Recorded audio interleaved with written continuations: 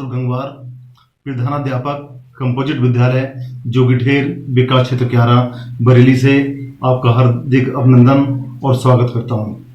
प्यारे बच्चों, योगासन के बारे में मैं आपको कुछ जानकारी देना चाहूँगा जिससे कि ये पता चल सके कि ये हमारे जीवन में कितना महत्वपूर्ण है। ज़्यादातर अक्सर लोग इससे अपनी जीवन शैली और दिनचर्या योग में केवल योगासन ही करते रहते हैं, लेकिन यदि आप भी योगासन को पूरा योग मानते हैं तो थोड़ा अपने विचारों में बदलाव लाने की ज़रूरत है, क्योंकि योगासन को पूरा योग मानना सही नहीं है।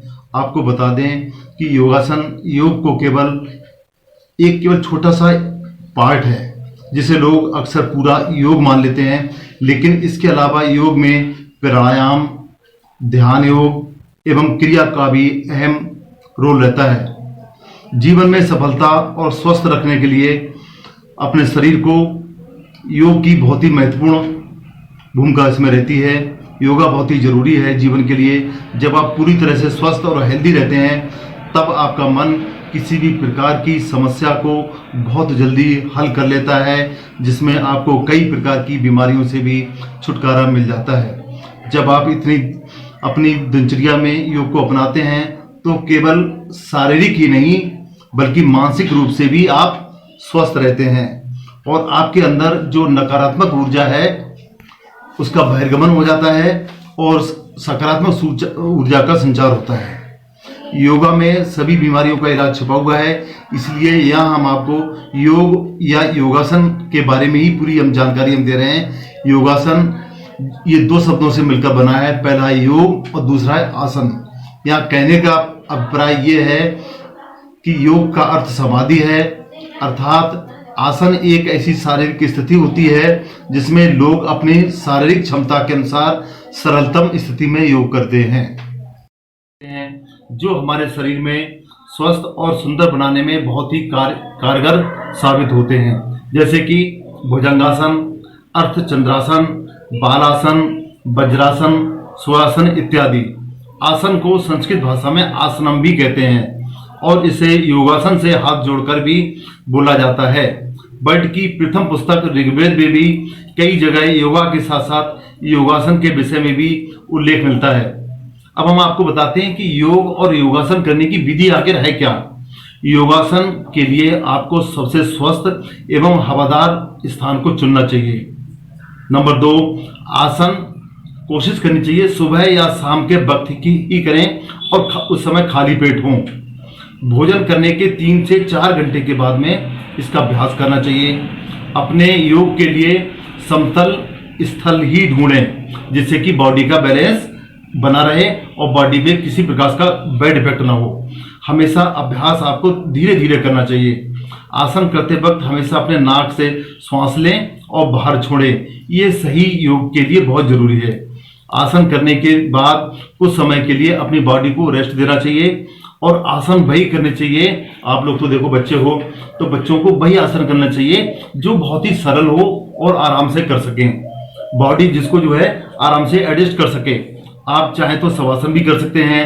किसी भी प्रकार की आसन के करते वक्त शरीर में अगर दर्द होता है तो आपको तुरंत आसन बंद कर देना चाहिए।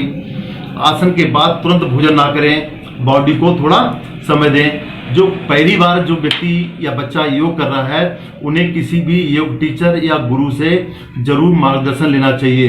कहीं ऐसा ना हो हम योग को गलत ढंग से कर रहे हैं और फायदा होने की जगह हमको नुकसान हो रहा है। बिना किसी योग को जाने समझे नहीं करना चाहिए। योगासन से क्या क्या फायदे हैं? शरीर को स्वस्थ और हेल्दी रखना चाहते हैं और योगासन के माध्यम से इससे हम फायदा लेना चाहते हैं तो हम बताते हैं आपको योगासन से क्या क्या फायदे हैं। नंबर 1, आपका अच्छा मूड रहता है, आपका दिमाग बिल्कुल फ्रेश रहता है, आपका टेंशन फ्री आप जो है अपनी लाइफ को गुजार सकते हैं, मतलब तनाव बहुत कम होता है, चिंता से बिल्कुल छुटकारा मिल जाता है और सही निर्णय और क्विक डिसीजन लेने की क्षमता आपकी बढ़ती है, एकाग्रता बढ़ती है और अच्छी रहती है। जीवन में सकारात्मक विचारधारा आपके अंदर जन्म लेती है और नकारात्मकता दूर भाग जाती है और सफलता पाने में इस कारण हमको मदद भी मिलती है। आपकी बढ़ती एज का असर कम दिखता है, आपको लगेगा ही नहीं कि हम इतनी एज के हो गए, जो है योगासन के माध्यम से हमेशा जो है चेहरे पे आपकी जो चमक बनी रहेगी, आपकी शारीरिक क्षमता बढ़ती है। और दूसरा यह है कि संतुलित वजन रहता है, और उस संतुलित वजन के माध्यम से आपकी बॉडी बिल्कुल सही रहती है, ज़्यादा वजन नहीं बढ़ता है, तो ज़्यादा बीमारियां भी नहीं होती हैं। आपके शरीर की मांसपेशियों में सुधार होता है, आपकी सहनशीलता में वृद्धि होती है, और इस कारण आपको नींद भी शाम को बहुत अच्छी आती है। ब्लड का सर्कुलेशन जो है योगासन के माध्यम से अच्छा रहता है, आपके शरीर के संतुलित रक्तचाप अच्छा रहेगा, और इस कारण से दर्द सहने की क्षमता भी बढ़ जाती है, और बेहतर श्वसन प्रणाली का प्रादुर्भाव होता है, नई ऊर्जा का आभास होता है, बेहतर मेटाबॉलिज्म बना रहता है, और आपका कोलेस्ट्रॉल संतुलित होता है।